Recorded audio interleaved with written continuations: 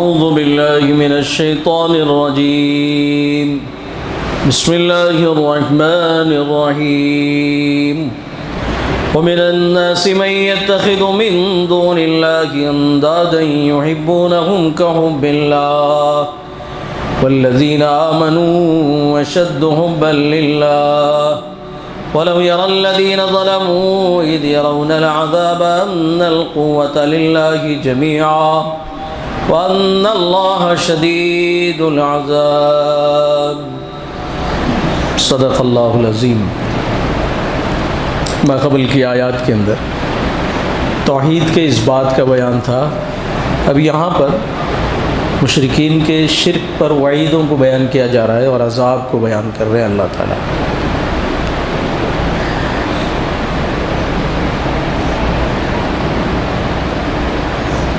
اللہ فرماتے ہیں وَمِنَ النَّاسِ مَن يَتَّخِذُ مِن دُونِ اللَّهِ أَندَادًا، اور لوگوں میں سے بعض ایسے ہیں جو اللہ کے علاوہ کو اللہ کا ہمسر بناتے ہیں،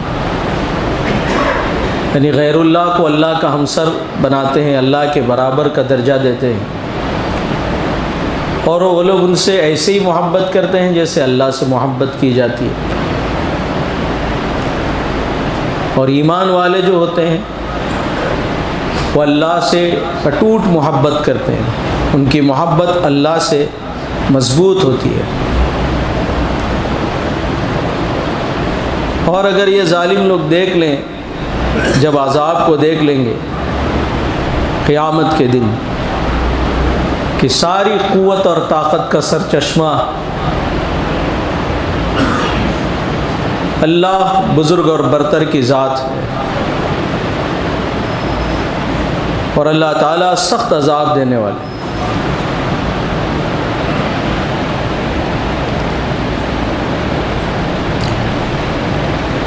مشرکین جو معبودان باطلہ کو اللہ کا درجہ دیتے ہیں، ان سے متعلق اللہ فرماتے ہیں کہ یہ لوگ ایسے ہی محبت ان سے کرتے ہیں جیسے اللہ سے محبت کی جاتی ہے،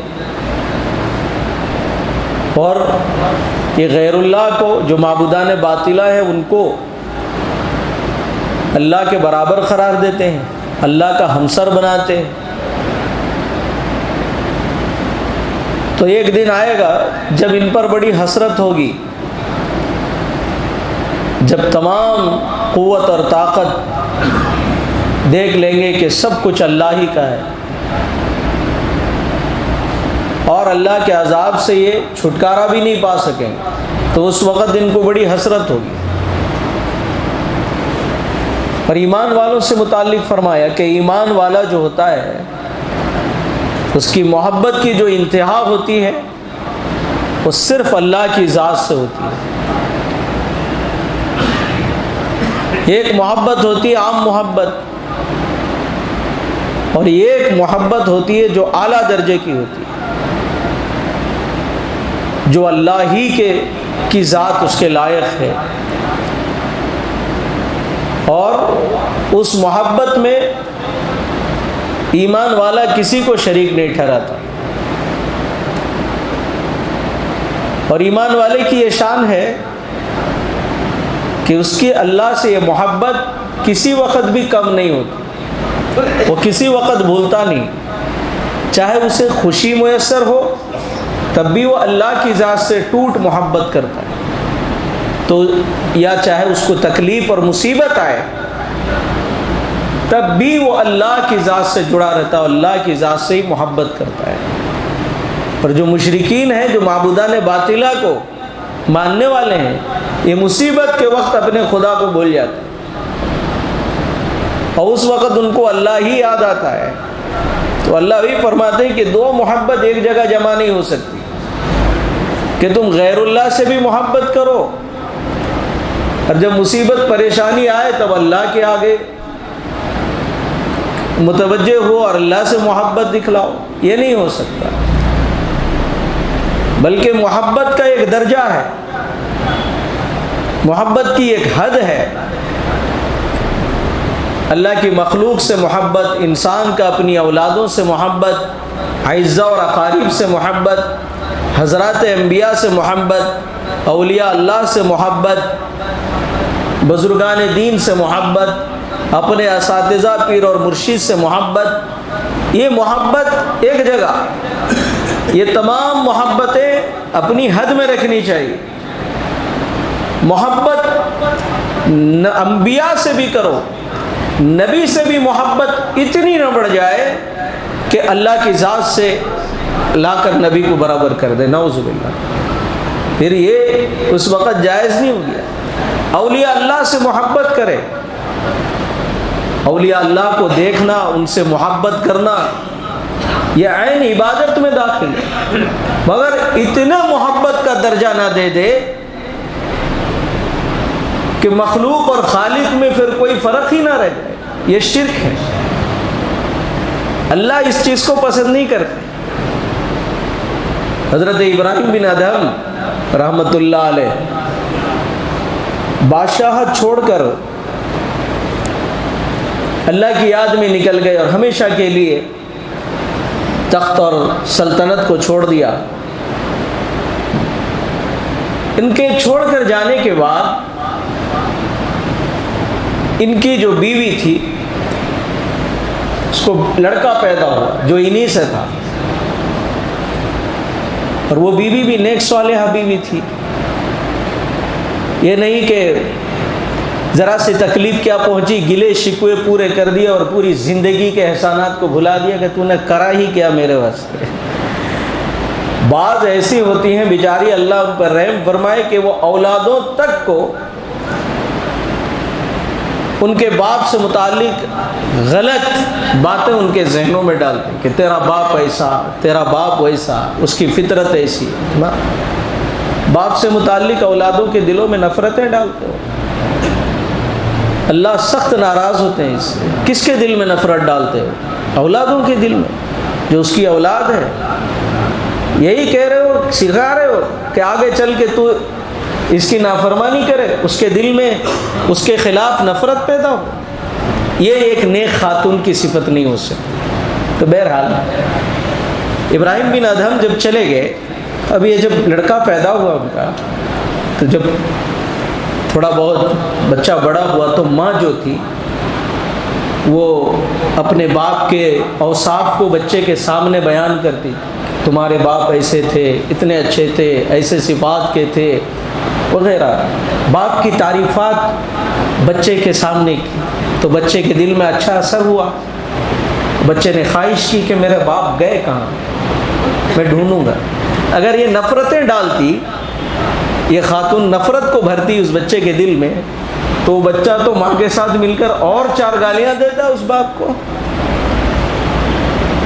اور جو بچے کو اس کی ماں اپنے باپ کا فرما بردار نہ بنا سکی تو اللہ کا فرما بردار بنائے گی؟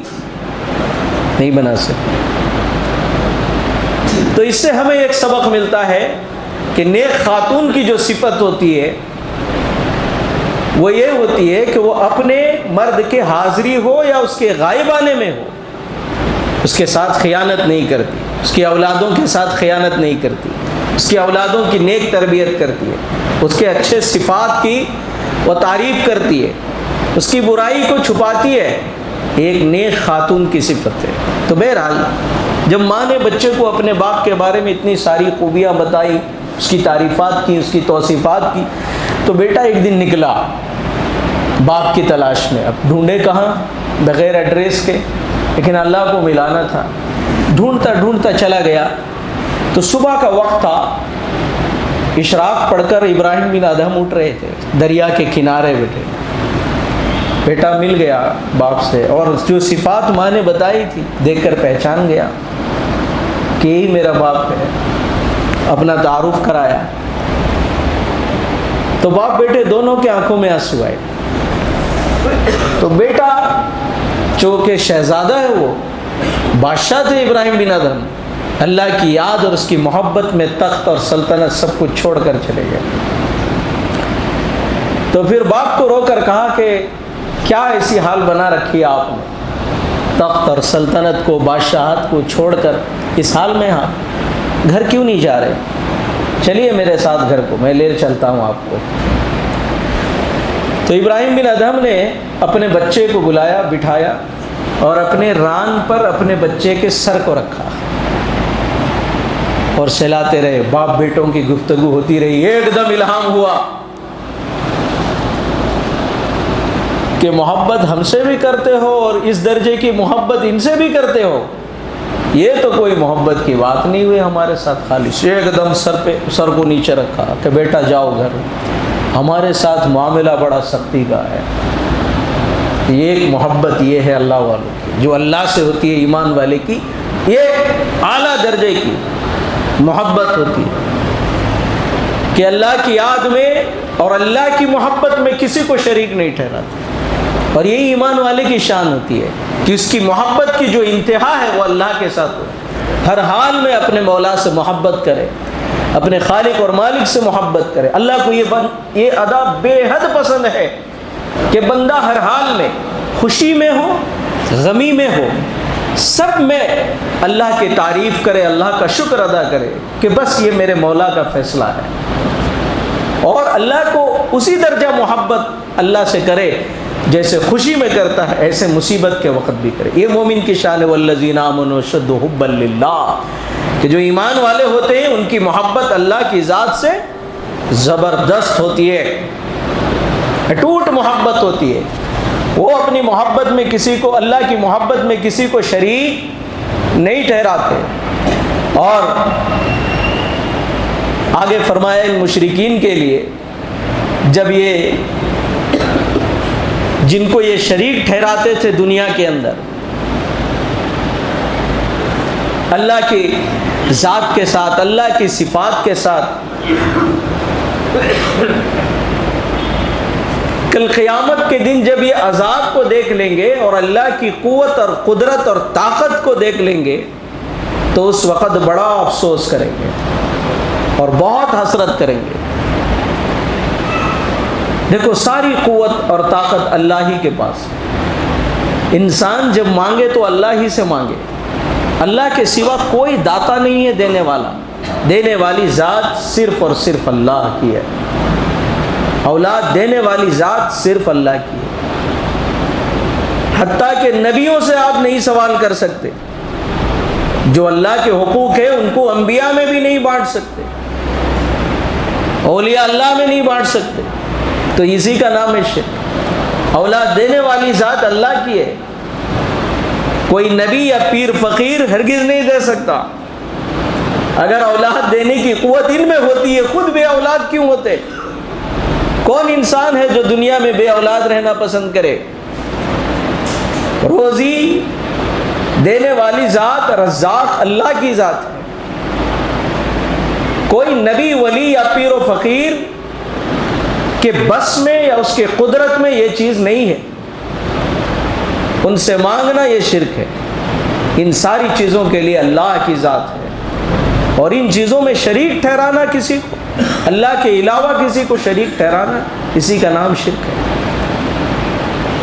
اور محبت نبیوں سے بھی کرے، اولیاء اللہ سے بھی کرے، بزرگان دین سے بھی کرے، اہل علم اور علماء سے بھی کرے، ہر ایمان والے سے کرے، لیکن ہر ایک کی درجہ بندی ہے، حدود ہے۔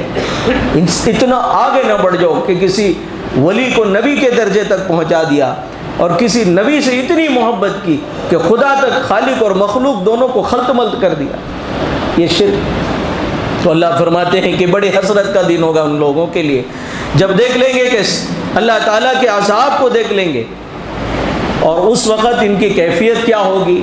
آگے کی آیت میں فرمایا استبرأ الذین اتبعوا من الذین اتبعوا ورأوا العذاب وتقطعت بهم الاسباب۔ اب یہاں سے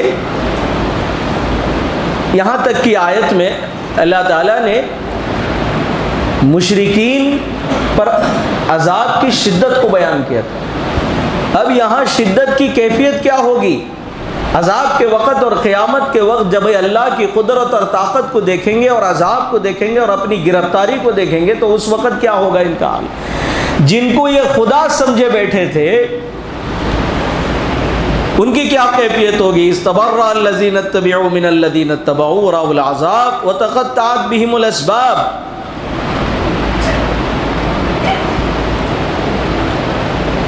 فرمایا کہ جب وہ لوگ ان سے بیزاری ظاہر کریں گے، کون لوگ؟ جن کو معبود سمجھ رکھے تھے یہ لوگ، جن سے اولادیں مانگتے تھے یہ لوگ، جن کو خدا کا درجہ دیتے تھے یہ لوگ، جن کو خدا کا ہمسر سمجھتے تھے یہ لوگ، وہی لوگ بیزاری اختیار کریں گے۔ کن سے؟ انہی لوگوں سے جو ان کو اللہ کی ذات کے ساتھ شریک ٹھہراتے تھے۔ من الذین اتبعوا، ان لوگوں سے جو ان کی پیروی کرتے تھے۔ ورأوا العذاب وتقطعت بهم الاسباب، اور وہ لوگ عذاب کو دیکھ لیں گے تو سارے تعلقات ختم ہو جائیں گے۔ کیا جی دنیا میں اتنا پوجا تھا، اتنی عبادت کی تھی، اتنا مانگا تھا اور اتنا مانا تھا، سارے کہاں گئے؟ علامہ شبیر عثمانی نے ایک شعر لکھا ہے اس موقع پر کہ مہر کی تجھ سے توقع تھی ستمگر نکلا، آج بچا کیوں نہیں رہے ہم کو؟ اب پریشانی میں گرفتار ہیں ہم، بچاؤ، تم اللہ سے ہماری سفارش کر دو، جہنم سے ہم کو بچاؤ۔ مہر کی تجھ سے توقع تھی ستمگر نکلا، موم سمجھاتا تیرے دل کو سو تو پتھر نکلا۔ بھاگیں گے جن کو یہ لوگ اللہ کا درجہ دیتے تھے، وہ لوگ ان سے بیزاری اختیار کریں گے، دیکھ کر بھاگیں گے ان کو۔ یہ جب آئیں گے ان کے پیچھے پیچھے کہ صاحب ہم ہی تھے جو آپ کی پرستش کرتے تھے، آپ کو دنیا میں اتنا بڑا درجہ دیتے تھے، وہ سیدھا کہے کون تو؟ پہچانتا نہیں میں، کون؟ میری حالت سے میں پریشان ہوں، تو کہاں آیا میرے پیچھے؟ بالکل بیزاری اختیار کریں گے۔ اللہ تعالیٰ نے اسی کا نقشہ کھینچا اور سارے تعلقات ختم ہو جائیں گے ان کے۔ کوئی پیری مریدی نہیں ہے، کوئی معبود عابد کا نہیں ہے، وہاں چلے گی صرف کس کی؟ اللہ کی ذات۔ جب ساری قوت اور طاقت کو دیکھ لیں گے، وتقطعت بہم الاسباب، اور سارے تعلقات ان کے ختم ہو جائیں گے۔ تب اس وقت کیا کہیں گے یہ لوگ جب دیکھیں گے ان سے کوئی مدد نہیں مل رہی ہے، یہ ہمارے کام نہیں آ رہے ہیں؟ دنیا میں ہم ان کو بڑے چڑھاوے چڑھاتے تھے، ہم ان سے جا کر خبروں کے پاس مانگتے تھے، ہم تو ان کو اتنا بڑا درجہ دیا تھا، اور آج یہ ہم سے بیزار ہو رہے ہیں، بھاگ رہے ہیں، تو یہ کیا تمنا کریں گے؟ وقال الذین اتبعوا لو ان لنا کرۃ فنتبرأ منهم كما تبرؤوا منا۔ تو یہ لوگ کہیں گے جو ان کی اتباع کرتے تھے، پیروی کرتے تھے، کہ کاش اگر دوبارہ ہم کو دنیا میں لوٹنے کا موقع مل جاتا تو جیسے آج یہ ہم سے بیزار ہو رہے ہیں، ہم جا کر ان سے بھی اسی طرح بیزار ہو۔ مگر اس وقت کا افسوس کا ہاتھ ملنا بیکار ہے، اس وقت کا ہاتھ کف افسوس اس وقت کا ملنا بیکار ہے۔ اب فیصلے کا دن ہے، جو کچھ دنیا میں کیا ہے اب اس کو بھگتنا ہے۔ کذالک یریہم اللہ اعمالہم حسرات علیہم وما ہم بخارجین من النار۔ اور اللہ تعالیٰ ایسے ہی ان کے اعمال کو حسرت در حسرت کر کے دکھائیں گے، پیش کریں گے، اور یہ لوگ پھر جہنم سے نکلنے والے نہیں ہیں۔ آگے اللہ تعالیٰ نے فرمایا یا ایھا الناس کلوا مما فی الارض حلالا طیبا ولا تتبعوا خطوات الشیطان۔ اے لوگو، کھاؤ اس میں سے جو ہم نے زمین میں تمہارے لیے دیا ہے، حلال اور پاکیزہ چیز، حلال بھی اور پاکیزہ چیز بھی ہو، دونوں کے ہم معنی ہے دونوں، یعنی حرام نہ ہو اور دل کو بھی مرغوب ہو، ایسی چیزوں کے حلال اور حرام پر بات وہاں پر ہوگی۔ اللہ تعالیٰ نے فرمایا کہ پاکیزہ چیزوں کو کھاؤ، وَلَا تَتَّبِعُوا خُطُوَاتِ الشَّيْطَانِ إِنَّهُ لَكُمْ عَدُوٌّ مُّبِينٌ۔ اور تم شیطان کے قدم پر قدم ملا کر نہ چلو، وہ تمہارا کھلا ہوا دشمن ہے۔ إِنَّمَا يَأْمُرُكُمْ بِالسُّوءِ وَالْفَحْشَاءِ وَأَن تَقُولُوا عَلَى اللَّهِ مَا لَا تَعْلَمُونَ۔ حلال اور پاکیزہ چیز۔ حضرت سہل بن عبداللہ رضی اللہ تعالیٰ عنہ فرماتے کہ دیکھو، نجات تین چیزوں پر منحصر ہے۔ وہ انسان چاہتا ہے کہ وہ اللہ کے عذاب سے اسے نجات حاصل ہو، اللہ کی پکڑ سے اسے نجات حاصل ہو، جہنم سے اس کو نجات حاصل ہو، تو تین چیزوں کی پابندی وہ کرے۔ ایک، حلال چیز استعمال کرے، حلال کھانا کھائے، دوسرے فرائض کا اہتمام کرے، اور تیسرے نبی علیہ الصلاۃ والسلام کی سنت کی اتباع کرے۔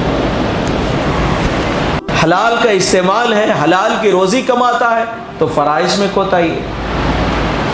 اگر تھوڑا بہت جس طرح سے ہو لنگڑتے لڑتے فرائض کا اہتمام کر دیتا ہے تو زندگی میں سنت کے نام و نشان نہیں رہتے۔ جب ایمان والا ان 3 چیزوں پر پابندی سے عمل کر لیتا ہے تو انشاءاللہ اللہ کی ذات سے امید ہے کہ ایمان پر اس کا خاتمہ ہوگا اور اللہ تعالیٰ اسے جہنم سے نجات عطا فرمائیں گے، اور اللہ کے قربت میں وہ بندہ آ جاتا ہے۔ ایسا بندہ مستجاب الدعوات ہوتا ہے جب بندہ، بلکہ حضرت قاری طیب صاحب رحمۃ اللہ علیہ نے لکھا ہے اپنی کتاب کے اندر، آج کے اس پرفتن دور کے اندر اگر 2 چیزوں کا بھی بندہ پابندی کر لے تو وہ کسی بڑے سے بڑے ولیوں کے درجے میں مانا جائے گا، کہ ایک حلال کھانا اور دوسرا فرائض کا اہتمام، یہ 2 چیزوں کی پابندی کر لے تو اپنے وقت جنید اور شبلی جیسے اللہ والوں کے صفوں میں وہ شمار کیا جائے گا۔ پر کہاں ہے؟ قدم قدم پر آج حرام کاریاں، حرام خوریاں۔ کوئی بندہ بچنا بھی چاہتا ہے تو کسی طرح سے ملوث ہو جاتا ہے، اور فرائض کا اہتمام کہاں ہے ہمارے اندر؟ آج ہم اپنے محلے میں غور کریں، ایک محلے کے اندر اگر 100 گھر ہیں اور ہر گھر سے ایک فرد اگر فرض نماز میں آ جائے تو مسجدیں بھر جائیں گی۔ آج جمعے میں مسجدیں خالی پڑی رہتی ہیں۔ جمعے میں اگر ہر آدمی فرائض کا اہتمام کر لے تو کوئی مسجد میں جگہ باقی نہیں رہے گی، نمازیوں کے لیے جگہ تنگ ہو جائیں گی۔ آج اس کا اہتمام کرنا چاہیے، اللہ ہمیں اس کی توفیق نصیب فرمائے۔ یہ بہت بڑی محرومی کی بات ہے۔ انسان جب سنت سے محروم ہوتا ہے، جب سنت سے وہ پیچھے ہٹتا ہے تو اللہ تعالیٰ اس کو واجب، پھر وہ کیا ہوتا ہے، دھیرے دھیرے واجبات سے محروم ہوتا ہے، اور جب واجبات سے پیچھے ہٹتا ہے تو پھر فرائض سے دھیرے دھیرے اپنے آپ وہ ہٹتا ہے، اور جب فرائض سے دور ہوتا ہے تو پھر اس کے ایمان کا ٹھکانہ نہیں رہتا، قریب ہے کہ وہ کفر میں داخل ہو جائے، ایمان سے خارج ہو، کیوں؟ کوئی چیز باقی نہیں رہی جب فرائض اندر نہیں رہا انسان۔ تو یہ 3 چیزیں، اللہ ان تینوں چیزوں پر ہم سب کو پابند بنا دے۔ ایک حلال کھانا، دوسرے فرائض کا اہتمام، پنجگانہ نماز، اللہ نے مال دیا ہے زکوٰۃ کی ادائیگی، رمضان آ رہا ہے روزے کی ادائیگی، اللہ نے حج فرض کیا ہے تو حج کی ادائیگی، فرائض کا اہتمام کرے، حلال استعمال کرے، نبی علیہ الصلاۃ والسلام کی سنت کے مطابق اپنی زندگی کو ڈالے۔ تو آگے اللہ تعالیٰ نے فرمایا انما یا ایھا الناس انما یأمرکم بالسوء والفحشاء وان تقولوا علی اللہ ما لا تعلمون۔ فرمایا کہ دیکھو شیطان تو تمہارا کھلا ہوا دشمن ہے، وہ کس چیز کا حکم دیتا ہے؟ تم کو سوء اور فحشاء کا، یعنی گناہوں کا تم کو حکم دیتا ہے۔ شیطان کے حکم دینے کا مطلب ہے شیطان دل میں وسوسے ڈالتا ہے۔ حضرت عبداللہ بن مسعود رضی اللہ تعالیٰ عنہ کی حدیث ہے، اللہ کے نبی پاک صلی اللہ علیہ وسلم فرماتے ہیں کہ دیکھو آدم کے بیٹے کے دل میں ایک شیطان کا الہام اور اثر ہوتا ہے، اور ایک طرف فرشتے کے الہام اور اثر ہوتا ہے اس کے دل میں۔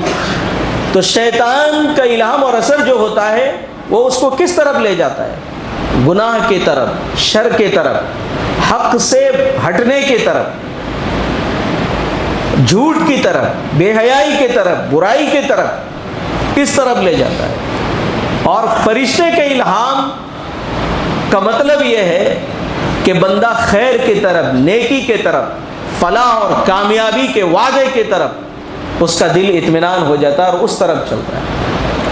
اب اگر بندہ حق سے ہٹا ہے تو یہ سمجھ لے کہ شیطان نے اس کے دل میں وسوسے ڈال دیا ہے۔ سوء اور فحشاء عربی کا دونوں لفظ ہے، بعض حضرات فرماتے ہیں کہ دونوں کے معنی ہے گناہ، یہ دونوں کے معنی گناہ کے ہیں۔ سوء کہتے ہیں مطلق گناہ، عام گناہ، فحشاء کہتے ہیں یعنی گناہ کبیرہ جو بغیر توبہ کے معاف نہیں ہوتے۔ بعض حضرات نے فرمایا کہ سوء کہتے ہیں ایسے گناہ کو کہ جس کو شریف آدمی دیکھ کر اس کا دل میں دکھ ہو، اس کو تکلیف ہو، شرمندگی ہو۔ اور فحشاء کہتے ہیں کہ ایک دم کھلم کھلا گناہ کرنے، بے حیائی جس کو کہا جاتا ہے، گناہ کبیرہ۔ اللہ ہم کو سو اور فحشا دونوں چیزوں سے اللہ ہمیں اپنے حفظ و امان میں رکھے۔ اور آگے اللہ نے فرمایا کہ یہ شیطان کیا کرتا ہے، اور اللہ تعالیٰ پر ان باتوں کو مانتا ہے، ان باتوں کو تم سے کرنا کہتا ہے جس کا تمہیں علم نہیں ہے۔ وَإِذَا قِيلَ لَهُمُ اتَّبِعُوا مَا أَنزَلَ اللَّهُ قَالُوا بَلْ نَتَّبِعُ مَا أَلْفَيْنَا عَلَيْهِ آبَاءَنَا أَوَلَوْ كَانَ آبَاؤُهُمْ لَا يَعْقِلُونَ شَيْئًا وَلَا يَهْتَدُونَ۔ آگے اللہ فرماتے ہیں کہ اور جب ان سے کہا جاتا ہے کہ تم اتباع کرو اس چیز کی جس کو اللہ نے نازل کیا ہے، تو پھر وہی بات کرتے ہیں اپنے باپ دادا ہی، کہتے ہیں کہ ہم تو پیروی کریں گے، تابعداری کریں گے، ہمارے باپ دادا کے باتوں پر عمل کریں گے جو ہمارے باپ دادا نے کیا ہے۔ اور باپ دادا ان کے ظاہر سی بات ہے، قرآن فرماتا ہے وَلَوْ كَانُوا آبَاؤُهُمْ لَا يَعْقِلُونَ شَيْئًا وَلَا يَهْتَدُونَ، ان کے باپ دادا نہ تو کوئی ہدایت یافتہ تھے اور نہ راہ راست پر تھے اور نہ کوئی عقل ان کے ٹھکانے پر، وہ خود گمراہ تھے۔ اب ان گمراہ کی اتباع جب یہ کریں گے تو خود گمراہ ہوں گے۔ گمراہ کی اتباع کرنے والا گمراہ ہی ہوگا، اور راہ راست اور ہدایت کیسے پا سکتا ہے؟ آگے اللہ نے مثال دی، مثل الذین کفروا کمثل الذی ينعق بما لا يسمع الا دعاء ونداء صم بکم عمی فهم لا یعقلون۔ اور ان کافروں کی مثال ایسے ہی ہے کہ جیسے کوئی شخص ندا دے، آواز دے اس شخص کو جو سنتا ہے صرف آواز کو اور پکار کو، اور کچھ سمجھتا نہیں۔ یہ لوگ گونگے ہیں، بہرے ہیں، اندھے ہیں، جن کے عقلوں پر پردے پڑے ہوئے ہیں، یہ عقل نہیں رکھتے، جو حق بات کو سنتے تو ہیں مگر سمجھتے نہیں ہیں، دیکھتے ہیں حق کو مگر دل میں اس کا اقرار نہیں لاتے اور اس کو مانتے نہیں ہیں۔ آج ہم سب کی حالت کیا ہے کہ ہم اللہ کی نافرمانی کے متعلق سنتے ہیں، اللہ کے احکامات کے اہمیت کو سمجھتے ہیں، سنتے ہیں، مگر اپنی کرتوت سے ایسے ہی افعال کرتے ہیں جو ان اللہ کے نافرمانوں کی۔ کیا ہم اذانوں کی آواز کو نہیں سنتے؟ کیا ہم حق اور ناحق باتوں کو نہیں سنتے؟ ہم حلال اور حرام کو نہیں سنتے؟